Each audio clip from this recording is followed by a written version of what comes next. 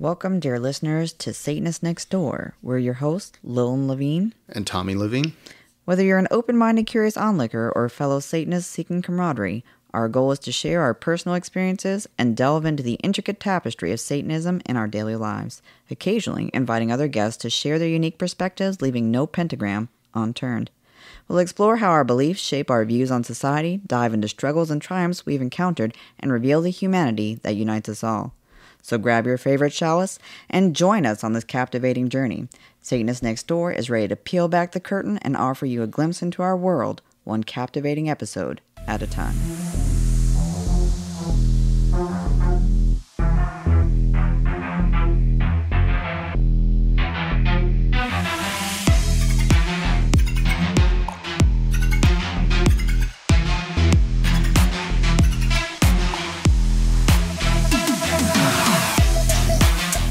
Hello and welcome to another episode of Satanist Next Door. We have had a really busy weekend. We had a baby shower.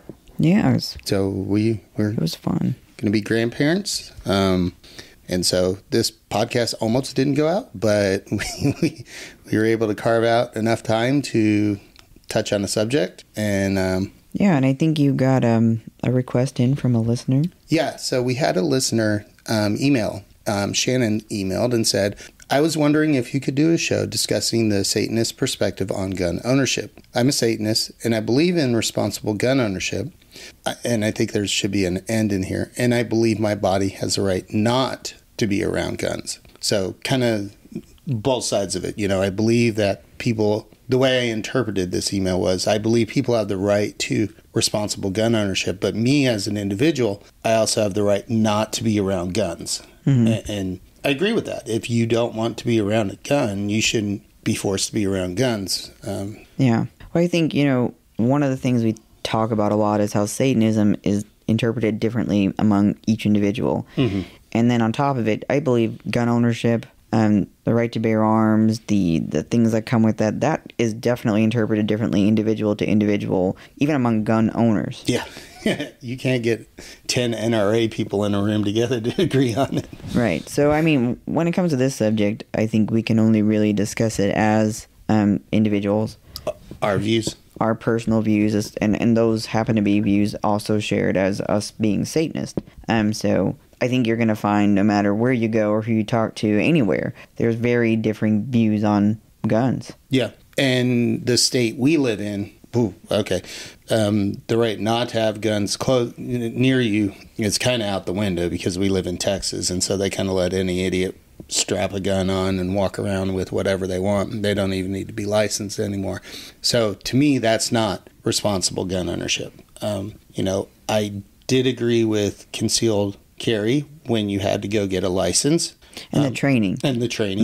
To do that. I do not believe just any Yahoo should be able to just strap on a gun, walk around. I mean, we go grocery shopping and I see people with guns on, right, tucked into their jeans or whatnot. And I'm like, you think the apples are going to get you?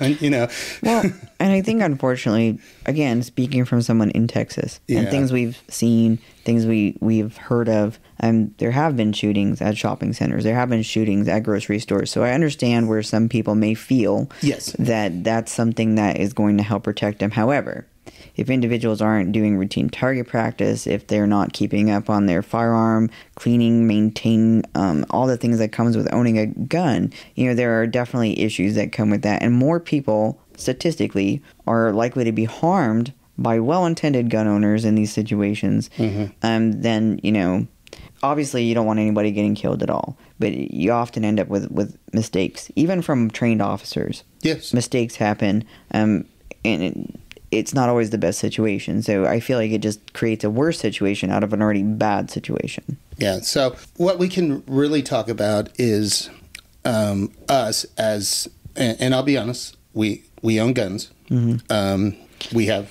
children as well. Our guns are locked in a safe. Our children are aware of the guns. They know the rules around the guns. We've taken all curiosity of guns away from them, and we're on, our youngest child is 15 now. Mm-hmm. We've never had one of our and our oldest is about 25. We've never had one of our children sneak in and play around with the guns or anything, because we talked to them. We educated and them. it helps. I think the oldest two, they did hunter's safety certification training. Both of us have been very active in sustainable hunting for quite a long time. Sustainable hunting just being where we believe in helping to care for the environment that animals use. Caring for animals, orphaned animals should be nurtured and cared for. It's a full circle thing. So when we do go out and hunt, we're very careful to know that we are targeting animals that are within the harvesting age, correct size, correct weight, and then we're making sure that we have clear shots, because harming an animal and making them suffer more than is necessary, because you're never going to do this without causing some harm. But respecting where you're getting your food from. I am an omnivore. I do eat that way. This is what I choose for myself and my body.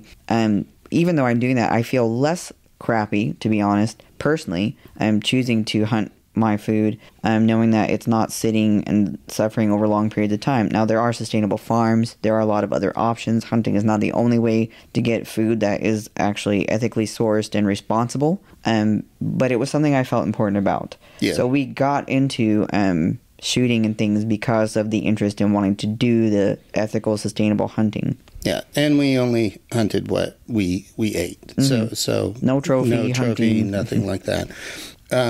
Now, in Texas, it's a little bit different because the rules are different down here and stuff like that. And we stopped hunting when we moved back. Yeah, we stopped hunting when we came back here, just because of the way that Texas does hunting. But we still own guns. I still carry a gun, but I carry my gun only if I'm going on a trip. So, like when we're in a car. And I'll get to the other part where I think you were going with that. And I carry my gun with me if we go for walks at night, but it's concealed. And that's the difference. Is I think when I see people walking around with an AK-47 over their shoulder, or, just, kind of showing off that they have a gun, my brain goes to two things. First is, if I'm a bad guy, you've made yourself my first target because I know you're carrying a weapon. And secondly, it looks like you're just showing off. You're carrying this for a reason, to show off. And I think where you were going was, when I said in the car, was the trip that we took. Oh no, that's separate.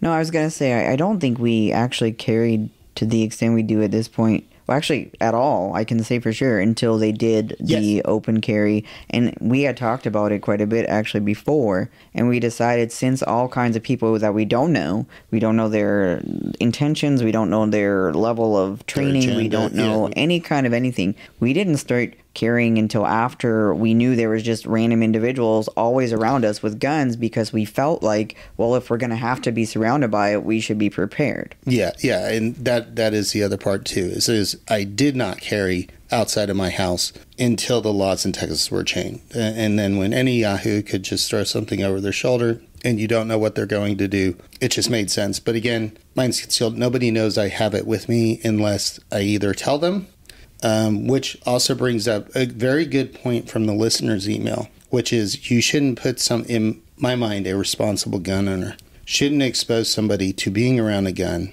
without their knowledge or without their consent.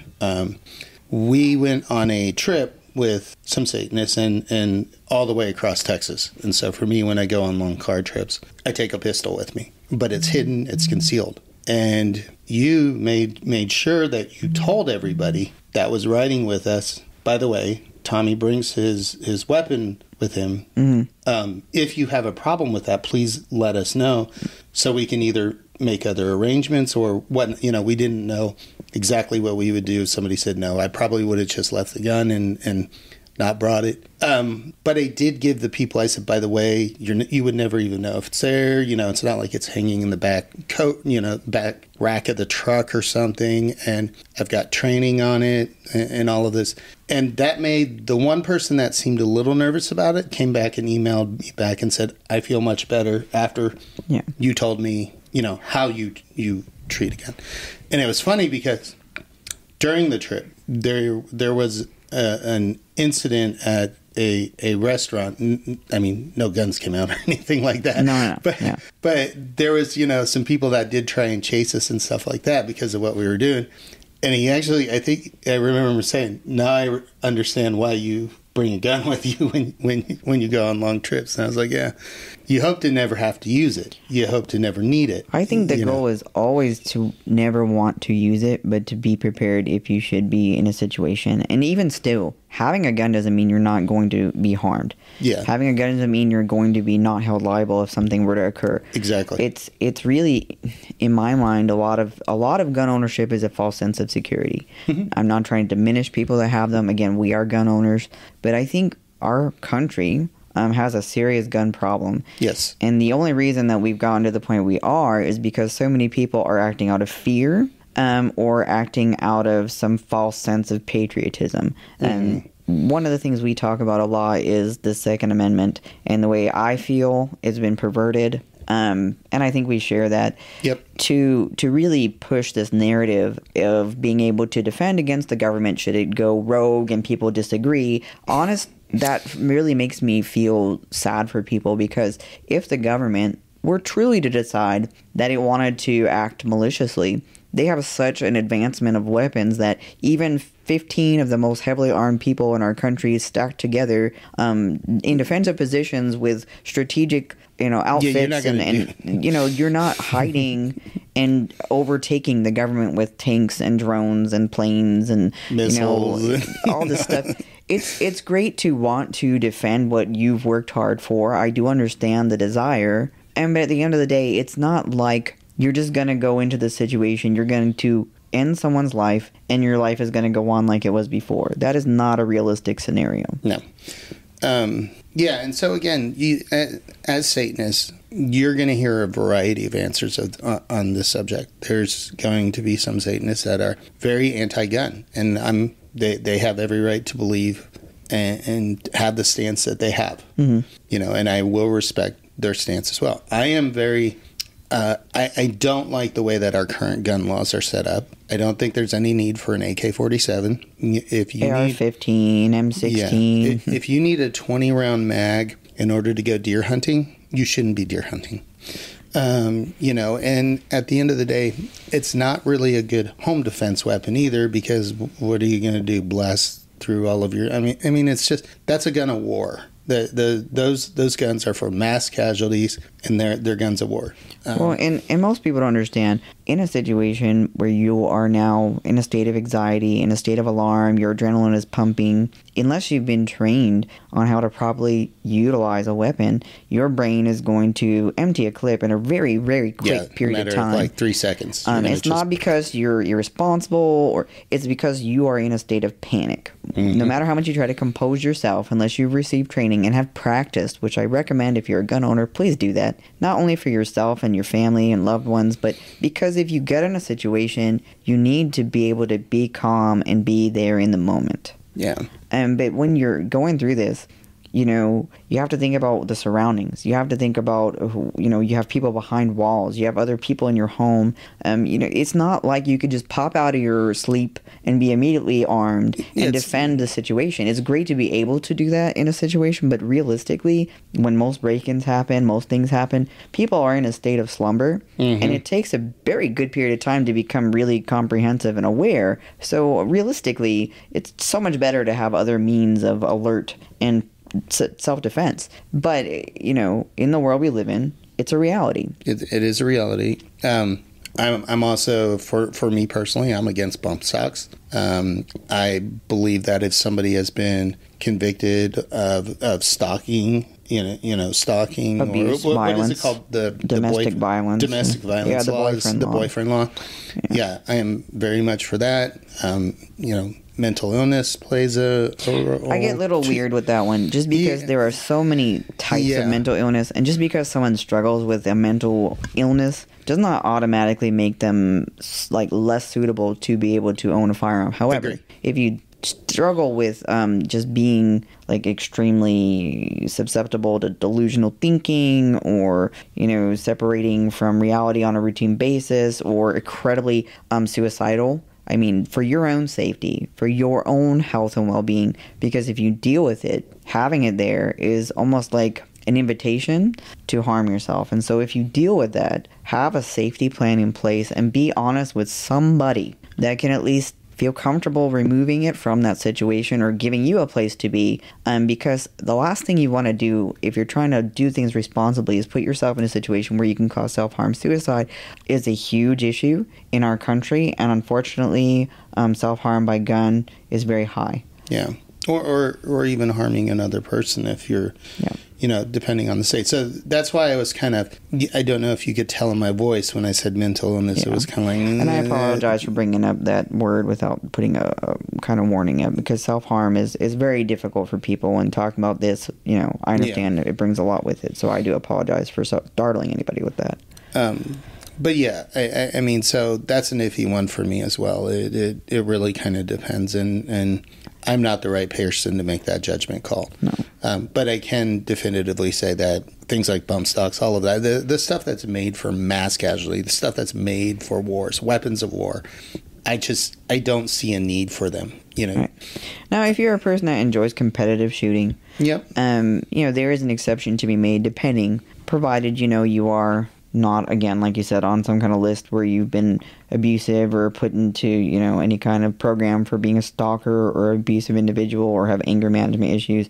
Obviously there should be a talk about that with those people. But, yeah, I do understand that there is competitive hunting. Well, there's like competitive shooting and stuff like that. And that again, that's fine. You're in a situation where everybody obviously knows you're armed. You're in a what one would deem a quote-unquote safe it's like space. But target hunting is a very big, where you're going out and you have all these different setup, really intricate setups where people go out and they emulate a situation. So they go out and do it, and it's really interesting. Like, I get it, but at the same time, there's a lot more negative, I think, to it. Yeah, there can be. So you ask 100 Satanists this question, you're probably going to get 100 different answers. And it really is about, to me, it's about personal responsibility. And even more so, like I said, if you have children. In my opinion, because again, this is all sort of my opinion, especially on this subject. If you bring a gun into a home with a child, you have to have a safe. But you also don't want to hide the fact that you have. You don't want to open up the door for curiosity. Age appropriately, right? Age appropriately, yeah. Because curiosity is where a lot of kids get in trouble. They find something, they're like, oh, wow, what's this? I didn't know, blah, blah, blah, and then bad things happen.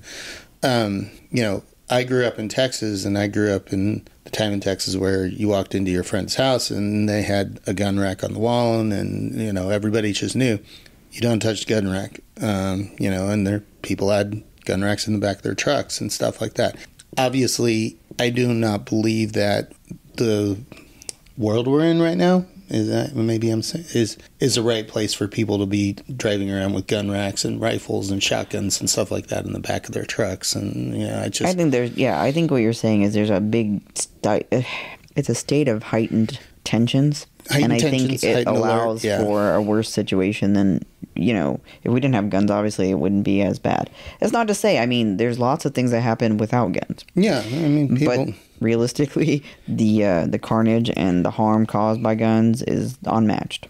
Yeah, you'll hear people say, oh, well, people were, harming each other long before guns. Yeah, that's true. But, if you have a knife or sword or something like that, you're not going to take 20 people out in 3 seconds. That's just not going to happen. Well, and the other thing, unfortunately, we've seen is the mass casualty events that happen that most disproportionately harm younger people, people in situations like schools. This is a very strong indicator of why we need to be very cautious on the kind of people that have access to guns, the way they can access guns, the responsibility involved. And we recently saw 2 parents that were held accountable for a mass casualty, or I don't think it was mass casualty, but still. It was a school shooting. A situation where their child got a hold of a gun, and because of their access, they caused harm. And the gun belonged to the child. The parents did have access and control, technically, of the weapon, and I think that aided in it. And there was many indications that the child had been struggling with serious issues, which indicated that they really shouldn't have had access to a firearm because they were struggling with a lot of things. I'm not going to play, like I know them or their situation. I just know what I saw throughout the trial and throughout what happened through different news stories and outlets. So I'm not going to pretend I know their situation. I don't. But I do know that with everything going on, that was probably a poor judgment call. But this is a good thing that we're starting to see. Do I want all parents to be held accountable for all of their children's misbehaviors or traumatic situations that they cause on other people or situations of mass harm like that? No. But if you're involved in some way and you knew and you were aware and you didn't do things... I mean, if you knowingly purchase your child a weapon, and especially if there's all sorts of signs there and you leave it out in the open for them, it's not locked away where like only you know the password or something like that, then yeah, absolutely you need to be held responsible if something happens. Again, my personal opinion. Other people could disagree with me, but I believe there needs to be more responsibility around gun ownership. I think our country and individuals in this country have to have a big conversation about what we're doing. You'll hear a lot of politicians on all different sides talk about gun ownership and why they support different things. One of the things I want people to be aware of is when we're talking about certain people, they're backed by organizations like the NRA. These individuals receive paychecks based on certain ratings they were given, the way that they deal with certain situations like a mass casualty event, the way that they discuss certain things, the way that they push certain things. So when you're hearing things from politicians, I ask you to please carefully look at their motivation and don't use that as a reason to justify one thing or another. I understand that a lot of people have a strong tendency to want to maintain their right to bear arms. I understand it's strongly rooted in our country's history. I was raised in part by someone that was a Marine and that was in combat that had a strong stance on gun ownership. They were incredibly careful with it. They were very much into teaching people about maintenance, but they did have concerns about our direction as a country with the overabundance of access to guns. Yeah. But they taught responsibility. They taught the consequence, and we've tried to do that with our own kids. Anytime you point that at anything, that's the potential end of whatever's on the other end, and you have to be okay with that reality. Yeah. Yeah, and so for me, it comes down to responsibility, and that's what I got out of this email was responsible gun ownership. And I agree with with Shannon that part of responsible gun ownership is letting people around you know. Now, we've had events where we've had congregation members ask me because we were going out into the country, and we've had congregation members ask me, "Can you bring your gun?" I know there's going to be all of these other people here that are going to be very angry and they're going to hate us. Can you at least, and they'll trust me to do that. And I will say. But the reality, even in that situation, is depending on where we're going, the event venue has a say. Yes. The people that are organizing have a say. We want to encourage people, if they're going to be stewards of gun advocacy, that you do it appropriately. So you have an obligation to inform and respect people's decision about guns. Whatever you might feel about it, you don't have a right to push that on other people. Right. So as Shannon said, they have a right to own guns, but they also have a right not to be put in a situation where they're around them without consent. Yeah, exactly. I mean, like we see in Texas, and every state's laws are different, so this is also, when you talk about the subject, the way that it comes across really depends on where you're located. And so if you don't live in Texas or you don't understand the laws in Texas here, it is not uncommon at all to see people walking around. I mean, you would think you're back in like the Wild West with the whole, they got the gun on their hip, like they're just waiting for high noon or something, and I don't like that. I really don't. To even as a gun owner myself, that makes me feel uncomfortable, because I'm like, why do you feel the need to have to show that off? It makes me question, what their intent is. I did not have a problem with concealed weapon. And my father, who was a pilot, was one of the first pilots that was armed after 9/11. Had to go through a very strict, rigorous program in order to be an armed pilot. And he told us some of the, this is, some of it. And so I also understand, because he was pilot, the laws on airplanes, that you will normally have some sort of a marshal on an airplane that is armed. Nobody else knows where that marshal is except for the pilots. Mm-hmm. And they know exactly what seat that person is in. And that's tricky, because when, like Shannon said, I have a right to not be in a situation. I understand. It's just, I think it gets a little murky when you're dealing with public safety and security. So I think that more applies when you're around people. You have the right to be aware when you're in a group, because you're at risk too. Mm-hmm. So I think, obviously following the best science, following the best information, knowing, the reality of what's happening out in the world, we can only control so much. Yeah. And in Texas, they're arming teachers in some schools. Which is another level of concern. Disagree with that, because I'm like, a teacher doesn't need, I don't care how quote unquote well trained they are, that doesn't belong in a school, and I would not. I think it's an unfair situation, honestly, to put somebody that's already, in my opinion, usually overworked and overburdened, into a situation where they may inadvertently cause, irreversible harm to their students. So it's a horrible situation to put people in. People that are trained, military personnel, law enforcement personnel who are trained to do this, who do this as part of the function of their job, they have to live with a lot of difficulty. So it's not something to be taken lightly. A lot of people, I don't think about the long-term ramifications of these things. Would I feel bad in a situation where I was protecting myself or my loved ones and utilizing a gun? No. Would I feel bad that I have had to take someone's life? I feel like I would, and I would feel a lot of resentment toward the individual putting me in that situation. Mm-hmm. But I never want to have to do that. It seems like an excessive thing to waste someone's existence because they made poor decisions. And I hate that I would have to ever do something like that. Would I do it? Without question. Would I like doing it? Absolutely not. Yeah. And again, the laws in every state differ. Texas, the person doesn't even have to come into your house. You can, shoot them through the door. I would never do that. As long as they're on the outside of my house and they're not a threat to my family, I don't have a problem with it. Again, somebody comes in at 3 o'clock in the morning. They're not there to give me the winning lottery numbers.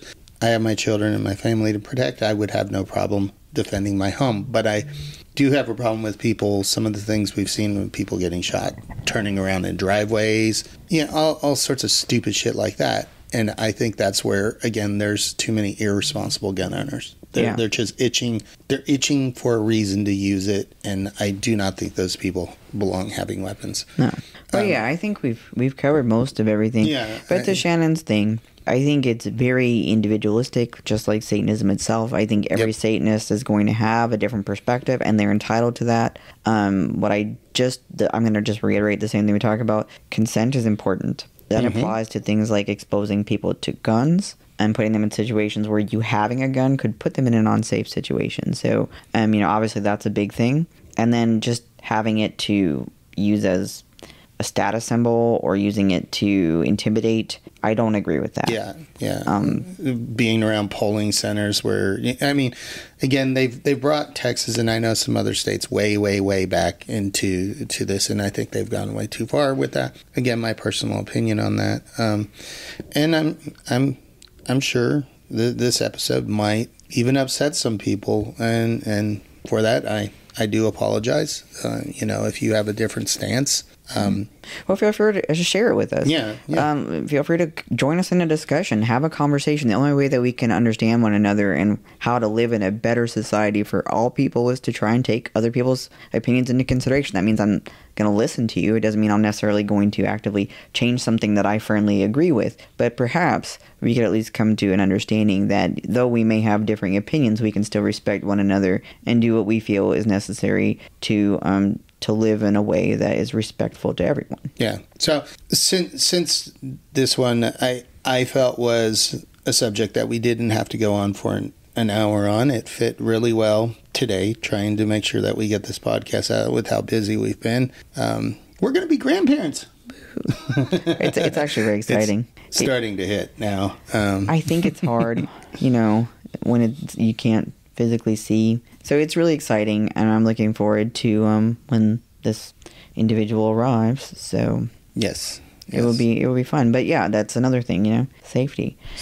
So making sure that you're responsible, respectful, and considerate of people around you, gun ownership or not, respect each other's differences, listen to each other's opinions, stand firmly in what you believe is correct. But do keep in mind, other people have a right to feel safe, and sometimes that means not being around guns. Yeah, absolutely agree. So with that, I think we can go ahead and call this podcast done.